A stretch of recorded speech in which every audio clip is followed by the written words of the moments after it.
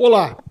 Hoje, para quem quer ter uma aula de história de Oriente Médio, o programa é imperdível. Nós não vamos tratar só disso, nós vamos falar um pouco também sobre as questões aqui do estado do Rio de Janeiro, política nacional, mas eu convidei hoje um cara que é meu amigo há muitos anos, é um especialista em política do Oriente Médio, foi a Israel fazer um documentário extraordinário sobre o que aconteceu lá, já foi vereador aqui no Rio de Janeiro, presidente da Federação Israelita, Ronaldo Gonlewski. Meu amigo, muito obrigado por ter aceitado o meu convite e vir aqui para a gente falar um pouco de tudo, mas começando pelo que eu acho que é mais importante, as pessoas terem conhecimento exato do que acontece lá, porque é uma quantidade de baboseira que a gente ouve sobre essa questão de Israel, é uma quantidade de gente idiota repetindo bobagem que é dito pelo seu professor na universidade que não sabe nada de história, né? Inclusive tratando os judeus como um povo invasor de uma região em que os judeus vivem há 5.000 anos. Né? Então, assim, invasor da própria privada. O sujeito está com dor de barriga, vai na própria casa, na privada dele, e é chamado de invasor. Mas antes de tocar nesse tema, primeiro quero te agradecer o convite. Segundo, te dizer que você, na minha avaliação, continua sendo, e continua sendo um dos mais importantes quadros da política que você não quer mais fazer. É um problema teu.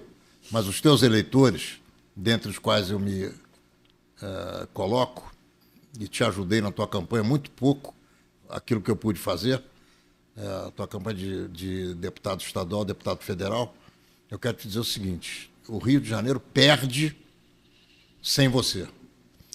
Quem vai a Copacabana hoje, praia, orla, e foi a Copacabana, orla e praia no teu tempo, em que você servia a Prefeitura do Rio de Janeiro como responsável pela ordem social, meu irmão querido, dá tristeza, dá pena, e a saudade de você é muito grande. Eu fico lisonjeado, mas eu acho que eu já cumpri a minha missão. Minha missão aqui agora é ajudar a gente a poder divulgar as coisas boas do Rio, trazer gente aqui para discutir problemas que eu acho que são importantes. E ouvir gente como você, que tem um vasto conhecimento não só na política nacional, você já foi vereador, presidente da Federação Israelita, enfim, você conhece todo mundo aí, está há muito tempo aí vendo as coisas, mas também em política internacional. E eu queria justamente começar por isso, Ronaldo. Você foi a Israel, fez um documentário belíssimo, que aliás eu vou pedir, enquanto a gente está falando aí, para passar algumas imagens, pedir para a turma aí botar as imagens de um trailer do seu documentário, que vai ser lançado em breve, que é um negócio absurdo, que você mostra assim, as atrocidades que esses salafrários, esses marginais fizeram de forma gratuita com o povo de Israel, e que a quantidade de gente idiota em universidades, não só no Brasil, mas no mundo inteiro, defendem sem saber o que estão defendendo. Porque muitos dos que defendem Palestina livre, essa bobajada toda que a gente ouve por aí, se mudassem para lá, não ficavam vivos um dia. Né? Porque o que esses caras fazem contra homossexuais, pessoas que pensam diferente, pessoas que tem algum tipo de... Não, basta ser livre. Basta você ser tem livre. A liberdade como tua forma de encarar o mundo e como teu norte, podes crer que você não viceja lá. Homossexual, masculino ou feminino, mulher que tem outro homem fora do casamento, todas as atividades do Ocidente que estão fora da lei de Maomé, você está com um risco de vida comprometido. E o que as pessoas não percebem é o seguinte, que Israel é a última fronteira de defesa dos valores ocidentais contra essa turma que são fanáticos, que o objetivo final é destruir o Ocidente. Sem dúvida nenhuma. Na verdade, Israel é um anteparo do Ocidente que não consegue compreender isso. A Europa, Rodrigo, ela hoje não se chamaria mais Europa se alguém que entendesse de geopolítica quisesse renomeá-la. O nome da Europa bonito hoje é Eurábia. Não existe mais a Europa que você visitou quando você era adolescente. Hoje você, para andar em determinados lugares, não pode ser no horário da reza dos muçulmanos, porque eles ocupam as ruas. E eles rezam e você não pode passar. E eles querem obrigar o europeu cristão a seguir as leis da Sharia, que são as leis de Maomé que estão no Corão. Então, meu amigo, como é que isso vai acabar? Nós tivemos, agora há pouco tempo, estava nas redes sociais,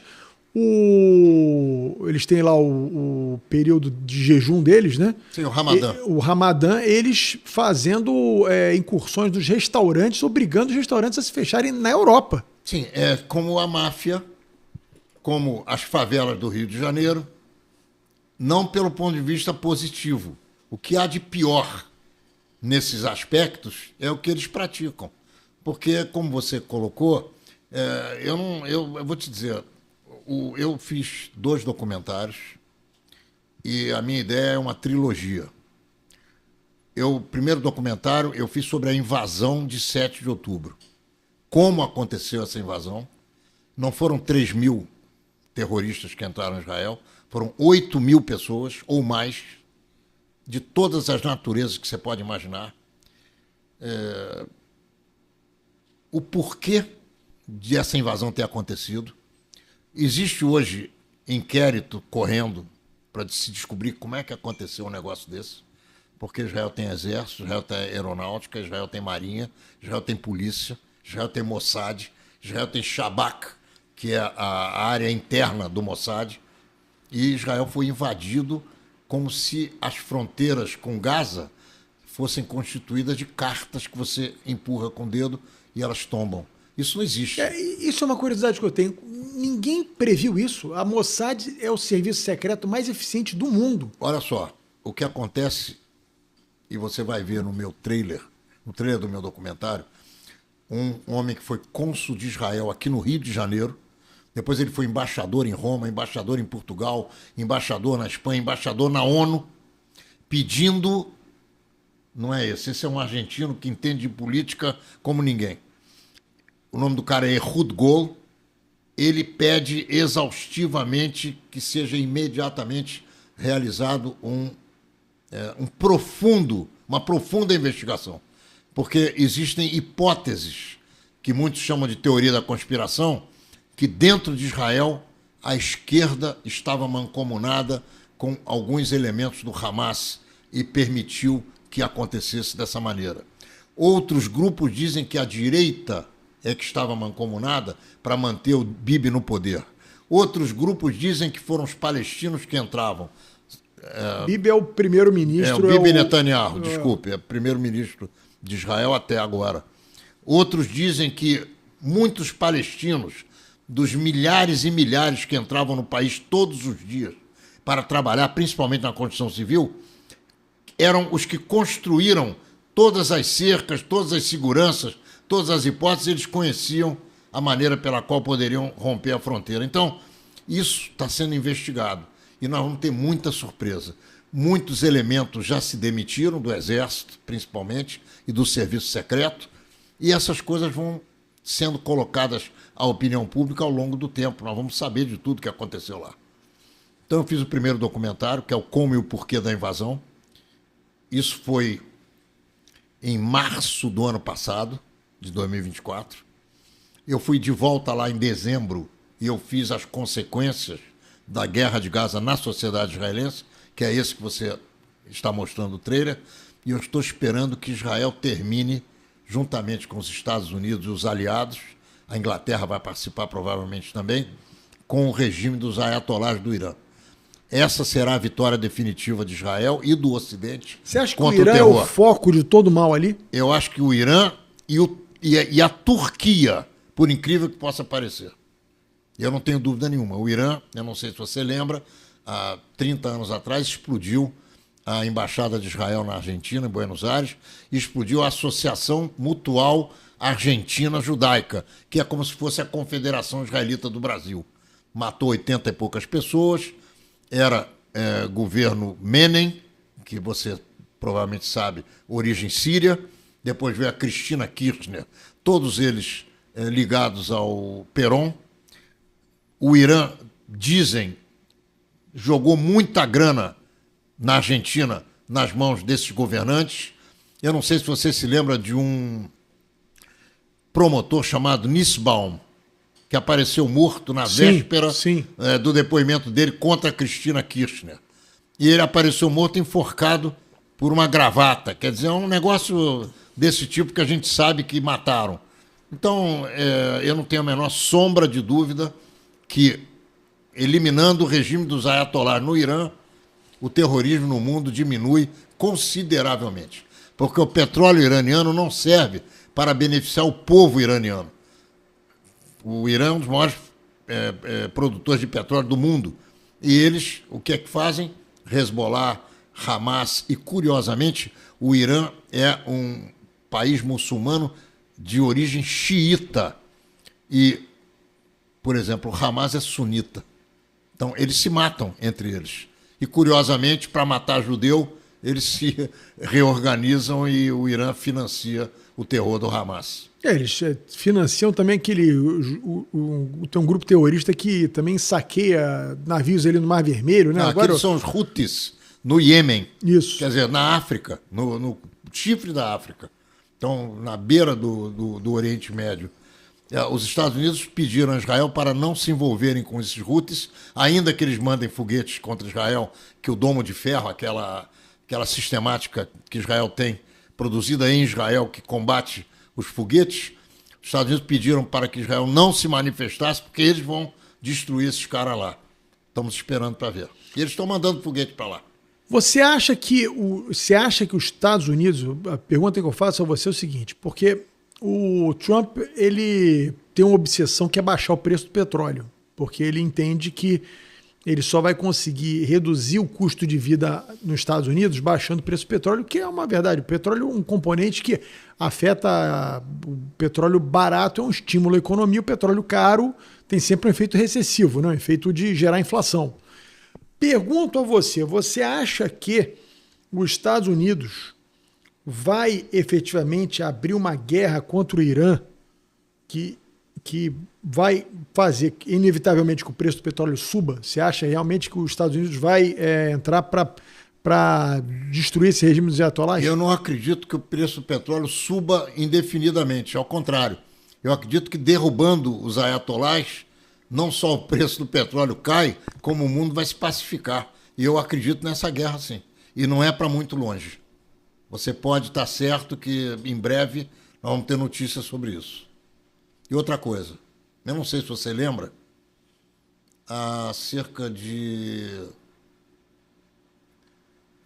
2 meses e meio atrás, começo de janeiro, Israel mandou aviões que destruíram diversos alvos iranianos e voltaram sem ser molestados. Destruíram a aviação iraniana. A aviação iraniana é composta de MiG-21. Você sabe o que é isso, MiG-21? É da Guerra Fria. É avião russo. Avião russo de 50 anos atrás. Os aviões israelenses são F-36. São aviões que o radar não pega. Então, meu amigo, não tem como. É tipo Flamengo 6, Botafogo 0. Bom, outra coisa que eu acho importante a gente falar um pouquinho, Ronaldo, que muita gente não tem conhecimento disso e fala de forma... Eu ouço muita gente falando bobagem em relação a isso. Mas é um absurdo porque o povo palestino, aquela terra é do povo palestino e os judeus invadiram, entraram ali, e os judeus não são nativos daquela região. Era bom você explicar isso um pouco, porque o povo palestino sequer existe. O povo palestino foi uma invenção dos romanos, se não me engano, no século II depois de Cristo, para expulsar os judeus dali, daquela região. Eles criaram a Palestina, que é uma mistureba de gente. Tinha grego, tinha egípcio, tinha um monte de gente ali, misturaram um monte de gente ali, e criaram a Palestina expulsando os judeus dali. Eu vou te dar alguns dados que vão completar o que você está dizendo. Nós vamos voltar no tempo, considerando-se para aqueles que acreditam que Jesus tenha existido. 70, Jesus morreu com 33 anos. No ano 70 foi destruído o Templo de Salomão, que tinha sido reconstruído por Herodes. Ele foi destruído pelos babilônios, foi reconstruído e foi destruído e foi reconstruído por Herodes. Os romanos destruíram o templo e havia uma insatisfação enorme, porque o Império Romano dominava aquela região do Oriente Médio, como dominava a África, dominava a Europa, dominava o mundo conhecido. Eu estou falando de 70 da nossa era, nós estamos no ano 2025. A gente vai voltar no tempo, 1950 anos, e vamos chegar no 70 que eu estou colocando aqui agora. Essa destruição do templo ocasionou uma necessidade muito grande de revolta no povo. Aquela região se chamava Judéia. E ponto final. Aquilo ali é a área onde os judeus tiveram seus reis, sua cultura formada, sua língua cristalizada, seus hábitos, enfim. É como nós que somos cariocas. A gente nasceu aqui, vive aqui e é isso. Muito bem. Os romanos continuaram dominando a região. E os judeus ali como, infelizmente, povo dominado. Ano 133, portanto, 63 anos depois da destruição do templo pelos romanos. Aparece um rabino chamado Rabino Akiva e aparece um guerrilheiro chamado Bar Kokhba, o filho da estrela. Esses dois caras, o rabino e o guerrilheiro, montaram um exército e botaram os romanos para fora do Oriente Médio. Expulsaram os romanos. O imperador Adriano, absolutamente arrasado com essa história, mobilizou um exército 10 vezes maior, com 10 vezes mais armas, com toda a capacidade que o Império Romano tinha, matou 500 mil judeus nessa região. Trocou o nome de Jerusalém, esquece o povo palestino, essas coisas que você falou, Egito, Síria, não sei o quê, não tem nada disso. Isso não existe, nunca existiu nessa época que eu estou te contando aqui. Ele troca o nome de Jerusalém, Yerushalayim, que aparece centenas de vezes na Torá, que é a Bíblia, para a Hélia Capitolina. Capital, Hélio, que era o nome dele, Hélio Adriano, não sei das quantas. E troca o nome da região, Judéia, para Palestina. Lá não tinha povo palestino, nunca teve nada de bandeira palestina, de cultura palestina, de língua palestina, de hábitos palestinos, de gente palestina. Isso não existe. Vamos sair, então, do ano 136. Foi quando aconteceu isso. Os romanos levaram para a Europa os judeus que sobraram, muitos judeus que sobraram, continuaram pessoas morando, vivendo lá, judeus vivendo no Oriente Médio. E aí começa a saga judaica na Europa, que acaba com Hitler, né? Acaba mal com Hitler. Hoje os judeus estão na Alemanha, estão nos mesmos países de onde eles foram massacrados, eles continuam vivendo lá, outros voltaram, filhos, netos, alguns chegaram, existem comunidades judaicas nesses lugares todos. Mas Palestina, agora eu vou te dar uns dados que eu duvido quem vai me contestar isso. Yasser Arafat, que é o cara que você já ouviu, e todas as pessoas que estão aqui dentro já escutaram falar, teus companheiros de trabalho, pessoas que estão aqui gravando e nos filmando, já ouviram falar em Arafat? Arafat foi o segundo cara da OLP. A OLP é a Organização de Libertação da Palestina. Ela foi criada por um egípcio chamado Ahmed Shoukeiri. Esse cara morreu e o Arafat, que era o braço direito dele, assumiu. E aí começaram, isso foi em 1964, 1964, ontem. Até então nunca tinha havido uma bandeira palestina. Não se falou em cultura palestina, em música palestina. Você, para ter um país, um Estado, um povo, o que você precisa? Cultura. Essas coisas que eu estou falando aqui. Isso nunca existiu. Aí, muito mais grave do que isso. A história é muito complicada. Então a gente tem que ir devagarzinho e às vezes não dá tempo. O que acontece? Gaza, isso é muito importante que você que está em casa entenda. Gaza, desde que Israel foi fundado, em 1948, pertencia ao Egito, não a Israel. Israel não tem nada a ver com aquilo. Nunca botou o pé ali, até que começaram as intifadas e os ataques contra Israel. A Israel tomou conta de Gaza, depois da Guerra dos 6 Dias, que Israel conquistou Gaza. Então, a Guerra dos 6 Dias foi em 1967. Até essa data, Gaza era egípcia. Por que o Egito não permitiu a criação do Estado palestino em Gaza? Quem tem que responder isso não sou eu. São os árabes. Não é um judeu que tem que responder isso. Isso aqui, o árabe tem que vir aqui e falar disso. Por que eles não permitem que um palestino entre no Egito? Eles têm, enquanto Israel tem uma fronteira que é uma cerca, e que vocês vão ver no meu filme e também no trailer, que ela foi arrombada com sopro, caiu. O Egito, com relação a Gaza, tem 7 muros com distâncias sistemáticas. O cara passou ali, o nego mete bala nele. O palestino não entra no Egito, por quê? Por que o palestino foi expulso da Jordânia? Por que o palestino foi expulso do Líbano? Quem são os palestinos? Aí vem essa história que você falou. São egípcios, são sírios, são libaneses, é uma mistura de até gregos. Grego, Pessoal de Rhodes, enfim, daquela região. É que os romanos botaram gente ali para povoar de tudo quanto é lugar. Aquilo é coisa moderna, é coisa de ontem. A Jordânia recebeu milhares e milhares de palestinos. Quem quiser conhecer o que o rei da Jordânia fez com os palestinos, vá a 1970 e procure o que foi Setembro Negro. Ele aniquilou milhares de palestinos, que são primos dele.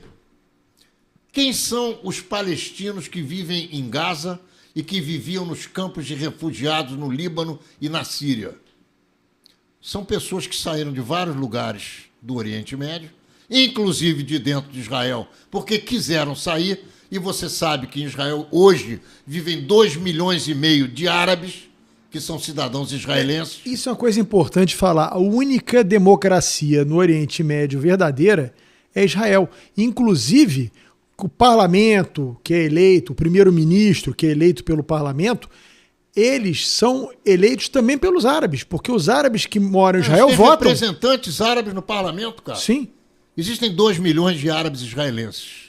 Quem são esses caras? São árabes que, quando o Estado de Israel foi criado, resolveram continuar vivendo no local onde eles viviam. E eles, com o tempo, ganharam a cidadania israelense. Muita gente pensa que o Estado judeu só tem judeu. Não é verdade. 32% da população de Israel é árabe. Árabe ou muçulmana ou cristã. E vota. Claro que vota. O cara é cidadão, porra.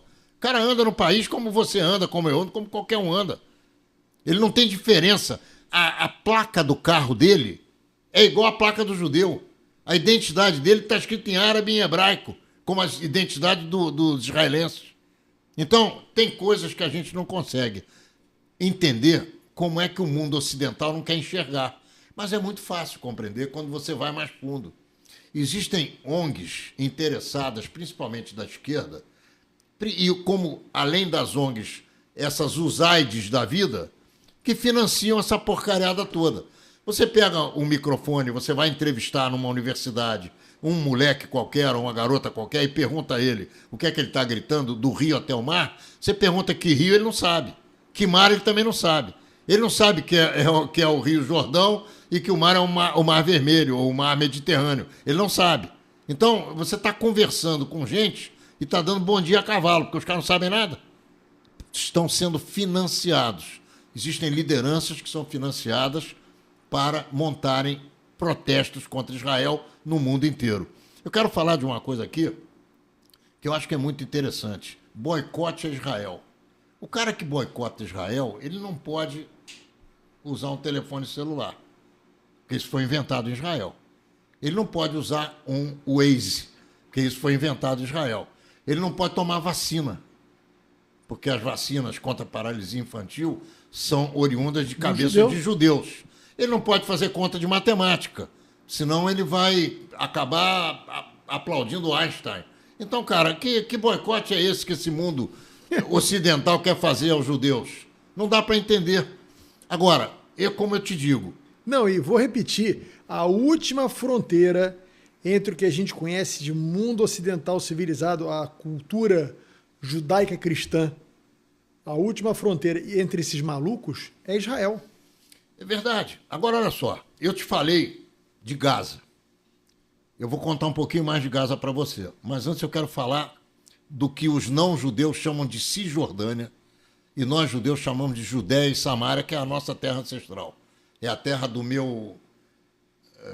há 50 gerações para trás, né? Alguém que estava lá da minha família. Por que a Jordânia e o Egito não permitiram a criação do Estado palestino na Cisjordânia, que como eles chamam, que é a Judéia e a Samária, e em Gaza? Eu não posso responder isso. Quem tem que responder isso são os árabes. E eles não respondem. Não tem o que responder. Por que você acha que eles não permitiram? Porque eles não querem saber de mais um Estado palestino, cara. Por que o Estado palestino não existe? É porque Israel não deixa? Cara, no dia, a Golda Meir falou uma frase muito interessante. No dia que os palestinos amarem mais matar os nossos filhos do que gostarem dos próprios filhos deles, vai ter paz. É o contrário, eu me enganei. O dia que eles amarem mais os filhos deles do que quiserem matar os nossos, vai haver paz. E o Ben-Gurion dizia, o dia que nós baixarmos as armas, Israel acaba. O dia que eles baixarem as armas, vai ter paz na hora. Agora, Gaza mandou mais de 30 mil foguetes para dentro de Israel. Só nos últimos 3 anos, 15 mil. Cara, quem é que pode viver desse jeito, cara? Isso não existe. Gaza, ano de 2005, Israel ocupava Gaza, a partir de 1967, na Guerra dos 6 Dias. Com exército, com polícia, com colonos, com tudo que você pode imaginar. Um belo dia, o Ariel Sharon resolveu sair de Gaza. Tirou os colonos à força, desarmou, tirou o exército, destruiu todo o manancial que existia de armamentos lá, locais onde se guarda armas, depósitos de armas, entregou Gaza limpa para a autoridade palestina, Mahmoud Abbas. Esse que hoje é o presidente da autoridade palestina, já era na época. 2005. Em 2006, houve eleições no mundo palestino. O Hamas ganhou da Organização para a Libertação da Palestina, que é a autoridade palestina atual. Daí saiu uma guerra civil. Eu estou falando de Gaza, só Gaza. Na guerra civil, o Hamas matou 80% dos caras da autoridade palestina. E começou a guerra contra Israel a partir dali. Ou seja, quando eles poderiam ter usado a saída de Israel de dentro de Gaza para criar o seu próprio Estado, eles construíram túneis contra Israel para depósito de armas. Eles não melhoraram a qualidade e a quantidade de vida do povo deles. Eles não tiraram as pessoas de campos de refugiados. Eles compraram armas. Eles não abriram o mercado de trabalho. Eles continuaram a fazer o terror. E o resultado é isso que você está vendo aí, cara. E o mundo está dizendo que Israel é genocida. Isso é mentira. Israel é um Estado que, por mais que você possa duvidar, e no meu filme existe a prova disso, quando vai bombardear uma determinada região, pede para as pessoas saírem e manda panfletos horas e horas antes. Quem não sai, meu amigo, fica por ali, paciência. E outra coisa, quando você pega um terrorista vestido de roupa civil, o que vale? A roupa que ele está usando ou os atos que ele pratica? Eu pergunto para você. Claro. Então lá não tem civil. O cara com 1 mês de idade já não é mais civil. Ele está enquadrado numa filosofia que é morte aos judeus. cara, os judeus têm que se defender. Não tem jeito. E hoje, só para terminar isso que é importante, não são só os judeus. O exército de Israel hoje recebe árabes. Muitos árabes. E eu tenho no meu primeiro filme o depoimento de um pai que perdeu um filho na guerra. Um pai árabe, que perdeu um muçulmano, que perdeu o filho na guerra, um árabe muçulmano israelense. E ele diz que os caras são, como você falou, não são humanos, são bandidos. Para finalizar e te permitir que me pergunte o que você quiser. Todos os terroristas que foram autopsiados em Israel estavam drogados. Eles, além de praticarem uma filosofia e uma ideologia de terror, para que eles possam cometer os crimes que eles cometeram, que são as coisas mais bárbaras que você pode imaginar na tua vida, colocar criança em forno de sanduíche. Criança que eu digo é bebê de 3 meses, 4 meses, e transformar aquilo em carvão, cara, estuprar mulheres na frente do marido, e matar, esganar a criança na frente do pai e da mãe. Cara, coisas do arco da velha que são inacreditáveis. E o cara mata uma pessoa e liga pro pai dele. Papai, matei 10 judeus. O outro tira a cabeça de um judeu com uma enxada. Aí você pergunta, esse cara é louco? Não, eles pagam $10.000 por cada cabeça de judeu. Então o cara vai lá e corta a cabeça dos caras para ganhar dinheiro, porque não tem o que comer. Deu para entender? Que loucura, hein? Nós estamos falando com um bicho da pior qualidade. Agora, o Ronaldo, quando esse teu documentário vai estar liberado para as pessoas assistirem? Olha só, a Federação Israelita montou uma van premiere desse filme. Foram 400 pessoas assistindo no Teatro das Artes, ali no Shopping da Gávea. Eu estou tratando de comercializar uma forma de passar esse filme. E brevemente nós vamos dar notícia, porque mais um pouco de tempo, mais um mês, 2, nós vamos colocar ele na rua. Porque é importante as pessoas verem essa realidade, né? Porque, mas o que isso tem a ver com a minha vida? Eu estou preocupado com o preço do feijão, preço... Gente, vou repetir aqui, sendo chato, as pessoas não têm a dimensão de que se Israel não existisse, talvez hoje o mundo tivesse dominado por esses loucos. Israel talvez seja a última fronteira de defesa dessa gente que é louca. Eu não estou preocupado com a religião dos outros, cada um tem a religião que quiser. Mas esses caras não têm nada a ver com religião. São fanáticos que querem o extermínio do Ocidente, da cultura de tudo que é cristã judaica. Deles. Tudo que é diferente deles não pode vicejar, não pode existir. Você vê que as mulheres são condenadas à morte no Irã porque não usam véu, porque saem de noite para tomar uma cerveja, querem fumar, querem viver. O povo mesmo está de saco cheio deles. Bom, você tem que dar notícias para a gente quando esse documentário for para a gente poder divulgar. Bom, vamos falar um pouquinho. A gente já falou bastante sobre o que era o nosso assunto principal. Sim. Acho que eu queria que as pessoas conhecessem um pouco mais dessa história, porque eu acho que, infelizmente, principalmente os nossos jovens são objetos de manipulação por muita gente que, na verdade, o que quer é um pouco do que esses caras querem, é destruir a cultura judã-cristã. Existem muitas fontes de verdade sobre o Oriente Médio. Agora, o sujeito que escolhe ouvir narrativa e repetir, porque não tem vontade de se aprofundar no tema, ele sempre estará arriscado a estar falando besteira. Então, eu sugiro para quem gosta do tema que procure ler. Mas procure ler do passado, não é ler de ontem. Tem que andar para trás. Tem que ver como é que o novo Israel foi construído, tem que ver como é que o sionismo apareceu, por que apareceu, o que é o sionismo. O sionismo não é um movimento de racismo, muito pelo contrário. O sionismo é um movimento de libertação nacional do povo judeu.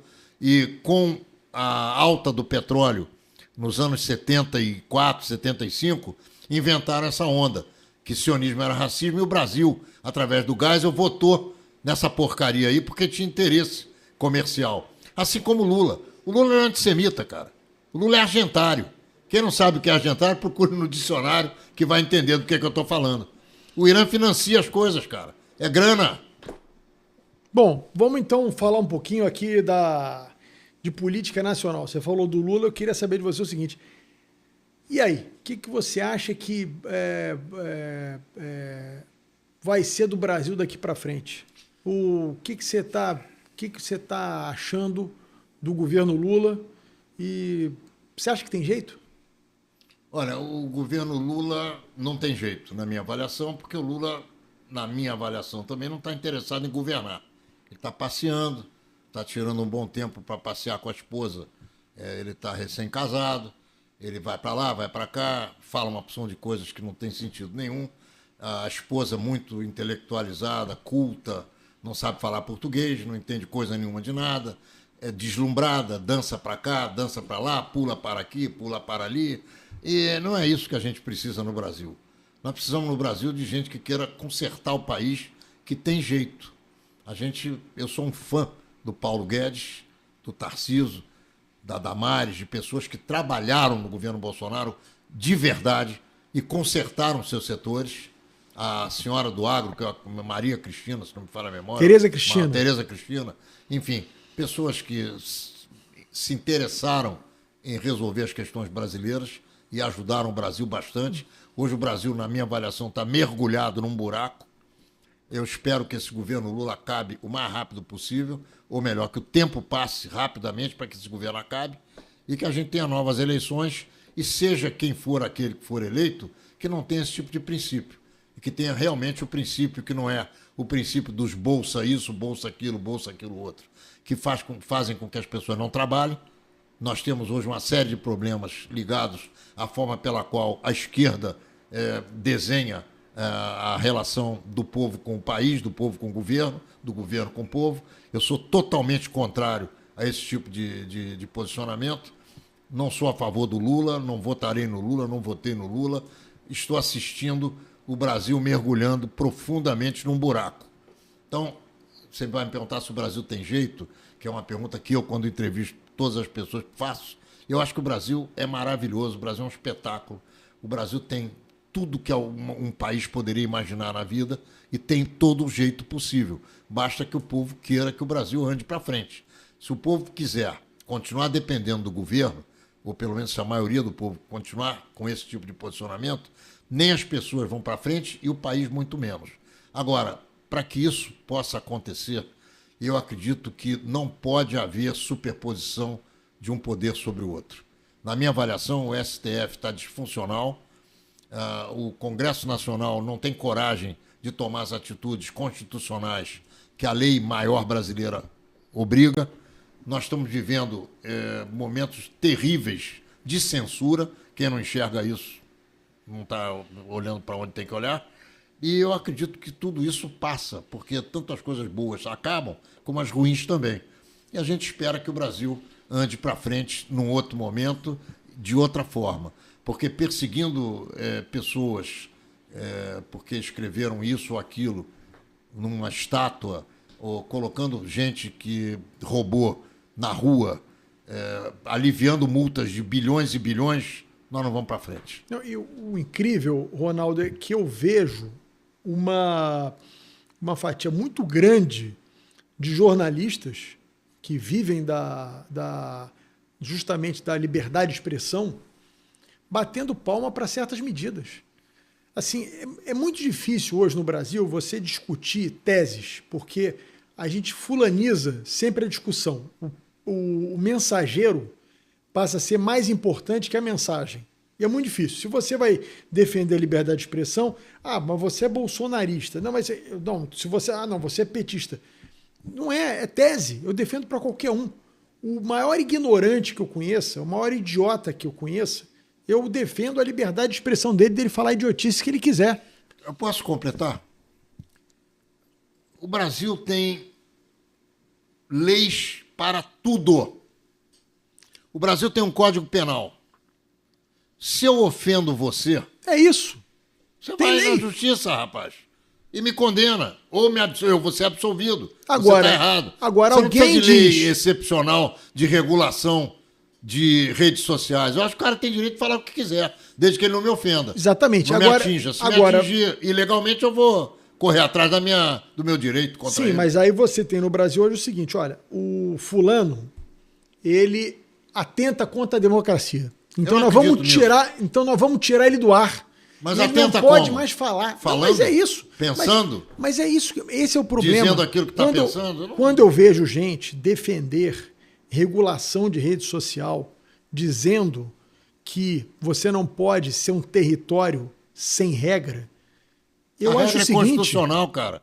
A regra está na Constituição. É o que você disse, tem lei para tudo. É isso aí. Basta. Agora, vamos discutir as penas para quem faz calúnia e difamação é uma pena baixa. Vamos aumentar a lei. Não tem problema nenhum. Vamos aumentar a lei. Perfeito. Agora, você censurar... Aí outra coisa, não é o STF que aumenta a pena.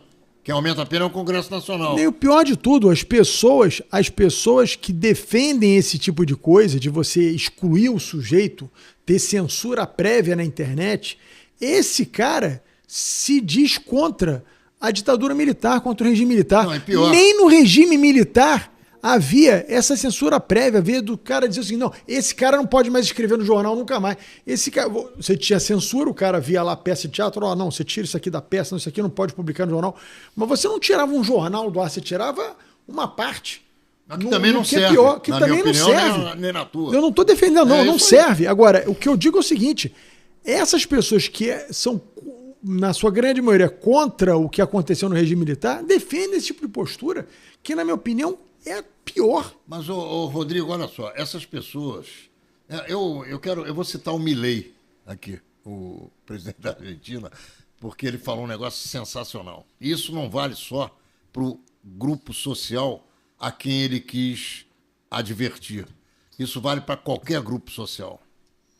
Se você vive do governo, você não é artista e você não é jornalista, você é funcionário público. Um artista que vive do dinheiro do governo, Sim. No final ele acaba sendo funcionário público. Sim. Porque sem o dinheiro do governo ele não existe. Um jornalista que vive do dinheiro do governo, se ele não consegue fazer com que o veículo dele se mantenha, ele não tem capacidade de divulgar coisa nenhuma. Mas a maioria dos veículos, da velha imprensa, que eu chamo, a velha mídia, é isso. Não vive sem governo. Mas é o que eu estou te dizendo, meu querido irmão. Essa gente não é nem jornalista, nem artista. Eles são funcionários públicos. E o funcionário público é aquele cara que é colocado num ônibus com um sanduíche de mortadela e um suquinho de maracujá, mambembe, para ir atender ao interesse do governante. E isso é o que esses caras fazem, é o que você acabou de dizer aí. Mas, enfim, eu realmente não sei como é que o Brasil vai sair disso aí, porque, assim... Através de eleições livres e democráticas, não tem outro jeito. Sim, mas aí você ter a capacidade do povo entender que não há nada mais importante que qualquer outra coisa, é a sua liberdade. Eu não tenho a menor dúvida disso. E eu defendo isso integralmente. Eu também. Eu defendo isso pro cara... o cara mais idiota que você possa conhecer. O cara que eu mais discordo, eu defendo que esse cara tem o direito a falar todas as bobagens que ele quiser. E é o que você disse. Me ofendeu? Eu vou na justiça, como eu já fui várias vezes, pedir reparação de dano. É isso aí. Então é assim, a vida é assim. Agora, você vê, numa real democracia, você tem direito de discordar até do sistema democrático. Qual é o problema? Numa real democracia, qual você vê na Inglaterra, você discordar ou concordar na Inglaterra, o cara tem o direito de ir na rede social falar mal da rainha. Que ele é contra ter rainha lá. E pode subir no Hyde Park todo domingo num banquinho e xingar a mãe do guarda, não tem problema nenhum. Aqui é complicado, porque você fala... Hoje a sociedade brasileira visivelmente está com medo. Eu não tenho a menor sombra de dúvida disso. As pessoas não acreditam que estejam... Quem tem um mínimo de raciocínio tem certeza que nós não estamos vivendo numa democracia plena. E ao contrário, a defesa, entre aspas, do Estado de Direito no país acabou servindo de bandeira para uma série de arbitrariedades que a gente não está satisfeito com isso. Sim, sim. Sem dúvida nenhuma. Nós vivemos hoje uma juristocracia. Juristocracia. É o que nós vivemos hoje. Que é quando o judiciário determina o que vai acontecer no Brasil. É o que está acontecendo hoje. Não há uma lei que é aprovada no Congresso, você não sabe se a lei vai valer ou não, porque pode ser que alguém acione o STF e essa lei passe a não valer mais. Pode acontecer. Alguém sempre tem sido o PSOL e o PT, e outros partidos de esquerda. Eu não tenho visto partido de direita acionando o STF para evitar qualquer tipo de avanço ou retrocesso no país. Então, o país não está vivendo plenitude de atividades como deve viver normalmente um país democrático. É isso que eu vejo. Bom, vamos falar um pouco sobre o estado do Rio de Janeiro, né? Então, perguntei para você do Brasil. Eu queria saber de você, fazer a mesma pergunta. Você acha que tem jeito o estado do Rio de Janeiro? Você acha que nós que moramos aqui no estado do Rio de Janeiro, essa questão, principalmente da segurança pública, que nós estamos vendo, assim, todo mundo com medo, né? A gente não estou falando crítica específica a ninguém, eu estou falando um sentimento que hoje permeia entre cariocas e fluminenses. As pessoas têm medo. A minha mulher sai de manhã cedo para levar minhas filhas no colégio, quando eu não vou, ela vai, e vai de carro blindado, porque eu não vejo outra forma, infelizmente. É uma coisa muito do Rio de Janeiro. Você vai a Brasília e ninguém anda de carro blindado em Brasília. Ninguém se preocupa em abrir o vidro no sinal. Aqui o negócio é absurdo. Tem jeito o Rio? Olha, na medida em que El Salvador tem jeito, ou teve jeito, se você olhar para El Salvador há 5 anos atrás, antes do Bekele, aquilo ali era zona efetiva de bandidos. O cara botou ordem na casa em 1 ano, rapaz. Por quê?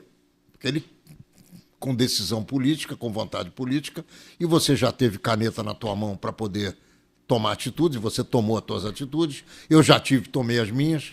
A gente sabe que quando existe vontade política, as coisas acontecem. Tem jeito se a gente tiver gente com vontade política de resolver as coisas. Agora, quando o ministro vai para dentro da favela da Maré, depois vira ministro do Supremo, quando os candidatos a deputado, a vereador, fazem campanhas numa área fronteiriça, que eu não sei nem como chamar isso, da milícia, do narcotráfico, onde é que nós vamos parar? Eu pergunto quando para o você. ministro da Justiça diz que o problema não é o judiciário que solta, é a polícia que prende mal. E outra coisa, não deixa a polícia subir para evitar o domínio de facções de bandidos nas favelas da cidade. É muito complicado tudo isso. Eu não, olha só, é como eu te falei, o dia que aparecer alguém que tenha vontade de fazer, que tenha coragem e que resolva agir, o Rio de Janeiro tem jeito, porque nós não temos no mundo inteiro as belezas naturais que a gente tem no Rio de Janeiro, a gente não tem a terra de plantar em lugar nenhum que a gente tem no Rio de Janeiro. O interior do Rio é maravilhoso. Você vai na região do Tomate, por exemplo, Partido Alferes, Miguel Pereira, é fantástico aquilo ali, o que os caras plantam e colhem e sustentam o Brasil de alimentação, o que existe fora do Rio de Janeiro também, mas se a gente fica na questão do Rio, a gente tem aqui coisas espetaculares. Por exemplo, um pequeno exemplo, uma pequena cidade do interior do Rio de Janeiro chamada Miguel Pereira, que tinha um prefeito que até pouco tempo atrás trabalhou muito bem, chamado André Português. Ficou lá 2 mandatos, eu não conheço pessoalmente, ele elegeu agora o sucessor dele. Ele transformou uma cidade absolutamente rural numa cidade turística moderna. É impressionante. Pode fazer mais? Pode fazer mais, mas ele fez o que ele pôde fazer em 8 anos de governo, e a cidade de Miguel Pereira hoje é um exemplo para todo o Rio de Janeiro. Quem estiver interessado em progredir no Rio de Janeiro, podia dar um pulinho em Miguel Pereira e se nortear, porque vale a pena. E quem que você acha que poderia ser esse nome em 2026 para botar ordem aqui na casa no Rio de Janeiro? Olha só, o único candidato que eu ouvi dizer que é candidato, também não ouvi isso da boca do próprio, é o Eduardo Paes. Eu não conheço os candidatos, não sei quem é candidato a governador do Rio de Janeiro. Você conhece? Não, tem muita especulação, mas realmente não tem nomes colocados ainda, né? Tem especulações de nomes que podem vir a ser candidatos. Eu gostaria de te responder isso daqui a pouco. Quer dizer, quando eu digo daqui a pouco, não é daqui a 5 minutos, é daqui a algum tempo. Porque eu não conheço o quadro eleitoral carioca para essa eleição de governador do Rio. Realmente eu não conheço. O problema é que não adianta só também eleger o governador. Você tem que eleger uma assembleia que esteja disposta a tomar algumas atitudes. Aliás, sem dúvida. Uma coisa que eu converso com alguns deputados federais que são conhecidos, são amigos, que seria uma mudança simples na legislação, mas eu acho que traria um benefício enorme. O Brasil é um país continental, né? A gente reclama tanto da lei penal, que a lei é frouxa para uma série de coisas, o cara tá portando um fuzil, daqui a um ano tá na rua de novo assaltando, roubando, matando. Você poderia ter uma lei nacional, uma lei penal nacional, e cada estado poder... como é nos Estados Unidos. Cada estado poder, se for o caso, ele endurecer mais a lei. Ele não pode, como é a lei ambiental. A lei ambiental tem uma lei nacional e cada estado tem a sua lei ambiental. Ou seja, se você quer ser mais rigoroso na lei, você não pode ser mais leniente, mais rigoroso você pode ser. Então, cada estado tem seu problema. O problema do Rio de Janeiro é a quantidade de fuzil que os caras usam aqui à torre direita para assaltar a gente na rua, para matar, para tomar território. Então você pode ter uma lei aqui duríssima para o cara que está portando fuzil, o cara ter 30 anos de cadeia, não ter condição de sair, ser proibido de ter saidinha, enfim, por aí vai. E você ter, talvez o problema no Acre não seja fuzil, o problema no Acre talvez seja desmatamento. Então cada lugar tem sua peculiaridade. Sem dúvida. Talvez esse fosse uma solução para a gente sair também dessa, digamos assim, dessa sensação de impunidade que a lei penal nos dá. Eu queria conversar sobre isso com você. E aí eu vou inverter essa parada. Eu é que vou te perguntar. Na minha avaliação, eu conheço favela como você conhece. Fizemos campanha em favela. Fizemos campanha com gente boa, com gente ruim, com tudo que é tipo de gente dentro daquela ambientação, que é igual a qualquer outra. Em qualquer prédio do Rio de Janeiro, você tem gente boa e gente ruim. Na favela você também tem. Então, na minha avaliação, a favela tem uma cultura. Essa cultura invadiu a cidade, invadiu o asfalto. Ao invés do asfalto carregar a melhoria de qualidade de vida para dentro da favela, e eu fiz a lei que você sabe, chamada Pró-Favela, que o César Maia recebeu da minha mão, já aprovada e sancionada pelo prefeito Marcelo Alencar, e transformou no Favela Bairro, nome, porque a prática dessa lei foi completamente diferente de tudo aquilo que eu idealizei, mas era a melhoria da qualidade de vida na favela, transformada em bairro popular. Aconteceu o contrário. Hoje você vai à praia e você tem uma balbúrdia como você nunca imaginou na tua vida. Ou seja, os segmentos... Eu não estou dizendo que o favelado é ruim. Muito pelo contrário. O favelado é uma pessoa igual a você, igual a mim, igual a qualquer outro. A cultura social transferida da favela para dentro do asfalto, na minha avaliação, esculhambou o Rio de Janeiro. Eu não sei o que você acha, eu queria ouvir de você. Eu vou mais longe. Eu acho que a nossa elite pensante é muito ruim do Rio de Janeiro. E a gente vê coisas que a gente só vê no Rio de Janeiro. Há uma cultura da desordem no Rio de Janeiro. Eu sempre falei isso desde a época que eu fui secretário de Ordem Pública. Você tem uma dificuldade de você colocar ordem na cidade porque é uma cultura da desordem. Por exemplo, você não vê em Brasília, em São Paulo, são cidades que eu conheço bem, você não vê carro em calçada. Mas vem cá, meu irmão, na tua época tem 15 anos? Por aí. Não era assim. Você também não via. Hoje você não consegue andar na rua. Todos os caminhões estão em qualquer horário descarregando. Carregando e descarregando em todos os supermercados. Os restaurantes começaram a avançar na calçada. Você hoje não pode andar, porque tem um restaurante que andou ali, o outro chegou para frente, agora até na rua. Todos os estacionamentos em ruas paralelas que seriam de fácil trafegou. Você não consegue trafegar porque os guardadores, flanelinhas, são os donos das ruas. Isso aqui está esculhambado, meu irmão. Não é como era no teu tempo. Você vive na Barra da Tijuca. Você não sabe o que é a Zona Sul do Rio de Janeiro hoje. Copacabana é inviável do jeito que está. E não tem solução. Quando você vê a Guarda Municipal na rua, e eu sou um dos autores que assinei a lei da Guarda Municipal, quando eu era vereador, que até então não existia, foi criada na nossa legislatura, os caras estão lá para tirar o cara que está vendendo coco, para proteger o barraqueiro grande, o quiosque. Então, cara, isso aí é tudo uma brincadeira. Não tem segurança pública, não tem, Eu acho que não tem lei, virou bagunça. A guarda municipal tinha que ser refundada. Eu acho que estão votando agora na Câmara para armar a guarda. A guarda tinha que ter um sentido diferente. Você tem no município o Coordenadoria de Controle Urbano. Essa coordenadoria, que é o antigo RAPA da década de 70, é que tem que cuidar de ambulante. A Guarda Municipal tinha que ter um papel muito maior, na minha opinião, que é de prevenção aos pequenos delitos, que é o que incomoda o cidadão. É o roubo de celular, é o roubo de rua, é o roubo a transeunte, esse pequeno delito, que é o que incomoda o cidadão no dia a dia. A Guarda Municipal podia ter esse papel de prevenção ao pequeno delito.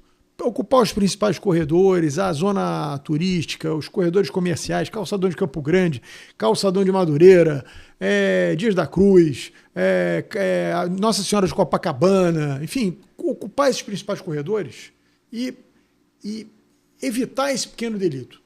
Seria um papel importante que a guarda poderia contribuir para a segurança pública. Eu concordo com você. Entendeu? E as ruas? Não tem mais contramão. Hoje um velho tá... Eu sou um cara idoso, meu irmão. Eu tenho 76 anos de idade. O fato de eu estar um pouquinho mais conservado não quer dizer nada. Eu que estou atravessando a Avenida Copacabana, olhando para a esquerda, onde está o sinal, vem um camarada na contramão aqui e me joga no chão. E eu não tenho como me levantar. Então, tudo isso aqui virou bagunça. Mas é o que eu te digo, a cultura da desordem. Porque, óbvio, eu não tô aliviando, não. Eu sei que você não tá.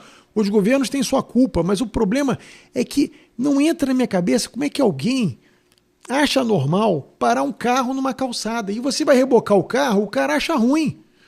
Máfia do reboque. Meu Deus do céu, só quem teve alguém cadeirante numa família, que não ou pode que teve, passar por ali, ou já andou com um carrinho de bebê, já teve criança pequena. Você tem toda a razão. O sofrimento tem que andar no meio da rua, porque o cara que está de carro parou na calçada. O cara anda de bicicleta a toda. Aí agora na bicicleta calçada. Elétrica na calçada. E aí fica normal, fica zangado com você, se chama atenção. Então é tem uma cultura da desordem no Rio de Janeiro que é um negócio impressionante, cara. Sim, eu acho que a gente precisava passar, até tive a oportunidade de falar isso uma vez para o prefeito Eduardo Paes, a gente tinha que fazer uma grande campanha recivilizatória no Rio de Janeiro. Entendeu? As pessoas não é possível. Mas você acredita que isso vai acontecer quando? Não sei, isso talvez seja uma coisa que vai demorar décadas, anos, entendeu? A gente conseguiu. Agora a pergunta, você vê, aí eu te pergunto, eu vou te devolver a pergunta, você vê alguém interessado nesse tipo de questão? Algum político interessado em resolver essas questões? Olha, eu vejo algumas pessoas assim, pontualmente, mas eu acho que precisava haver é aí que eu te digo da nossa elite pensante do Rio de Janeiro, que é muito ruim. É uma turma que você vê, as pessoas. Quantas vezes eu fui taxado na época da ordem pública de capitão do mato, que trabalhava, que só ia fazer coisa contra pobre, não sei o quê. Porque a elite pensante do Rio não percebe que o princípio de tudo é a ordem. Uma sociedade que não tem o mínimo de ordem, não acontece mais nada. Não tem desenvolvimento econômico, não tem bem-estar social, não tem nada. O princípio de tudo é a ordem.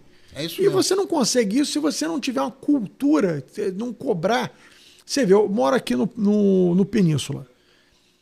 Ali há uma associação que paga pela limpeza das ruas. Não é feito pela prefeitura, é feito pela associação que os moradores se cotizam para pagar. O cara paga. Além de pagar a taxa de lixo que está no seu IPTU, o cara ainda paga uma outra... Para limpar a área dele. O cara sai com um cachorro e o cachorro faz cocô no meio da rua e o cara deixa o cocô ali. O cara não cata o cocô do próprio cachorro. Não é possível que tenha que uma babá dizer para esse cara, precisa de alguém do governo dizer para esse cara que ele tem que catar o cocô. Isso é um conceito básico, não estamos falando de um cara ignorante. O cara que mora ali, que paga uma taxa, o cara tem um mínimo de noção de que ele tem que recolher o cocô do cachorro dele, não recolhe. Então, entendeu? Se a gente não tiver um mínimo de civilidade, é muito difícil. Não tem governo que dê jeito. Eu acredito nisso que eu te falei. Um dos grandes exemplos que a gente pode perceber é a orla da Zona Sul do Rio de Janeiro. Se você vai lá num domingo ao final do dia, ou num sábado ao final do dia. Qualquer dia de semana, 5, 6 horas da tarde, Avenida Atlântica, do lado do mar. Meu irmão, não dá para acreditar no que você vê. Mas tem gente a desordem generalizada, incômoda, desnecessária e sem cobro. Mas aí eu vou te dizer, tem gente que acha isso Isso bacana. É bom. Então tá. Tem muita gente que acha que isso é a cultura carioca. Eu não acho, que é não. a cultura, que é a expressão do carioca, que é a coisa de todo mundo misturado ali, bababá. Eu também não acho. Eu acho que tem que ter regra pra tudo. Não, eu acho que... Não é, eu organizei a praia na minha época. Eu sei disso. Eu fui muito criticado. Eu sei, você por exemplo, colocou barracas. O cara jogava voltou tudo agora. O cara jogava frescobol na beira d'água. É. Uma bola daquela vai mais de 100 km. Já imaginou? Você tá com seu neto, olho. com seu filho ali. Cara, não e o cara toma uma bolada na cabeça. Não existe. Você mata a criança. E altinha. É. Que na nossa época tinha um outro nome. Era embaixadinha. Agora Sim. os caras ficam ali, 5, 10 caras jogando altinha, você não pode andar. Ah, mas eu não posso jogar? Pode. Tem a área de esporte na praia que é na parte de aí. cima. Vai jogar na parte de cima e deixa o banhista na parte de baixo. Mas não tem isso que eu digo. Cada um faz o que quer. É verdade. É terra de ninguém. Amigo, você vê que é um papo que podia render aqui mais uma hora. É verdade. Passamos já do nosso horário, mas gostei muito de você ter vindo aqui. É uma honra para mim, meu querido. Eu você queria... sabe que você mora no meu coração de verdade. Queria deixar franqueada a palavra aí para você se despedir. Eu quero agradecer a você esse carinho. Espero que o nosso Flamengo ganhe tudo esse ano, para você ficar feliz e eu também. Quero dizer a você que é um prazer enorme bater papo contigo e principalmente participar do teu programa. E espero que Israel tenha paz, que os palestinos encontrem um equilíbrio, que eles soltem os reféns que eles prenderam e que estão sendo maltratados. Espero que o mundo seja um mundo melhor para os nossos netos, porque para nós, meu irmão, já deu. Muito obrigado. Olha, e você, por favor, não deixe de nos informar quando for lançado esse documentário, que eu acho que é de uma riqueza de conteúdo para as pessoas entenderem como é que o mundo chegou aqui hoje. Muito importante. Eu te agradeço muito. E eu queria agradecer a você que nos assistiu esse tempo todo. Se você gostou, por favor, curte, siga o nosso canal e compartilhe esse programa, que é um programa que é uma aula de história,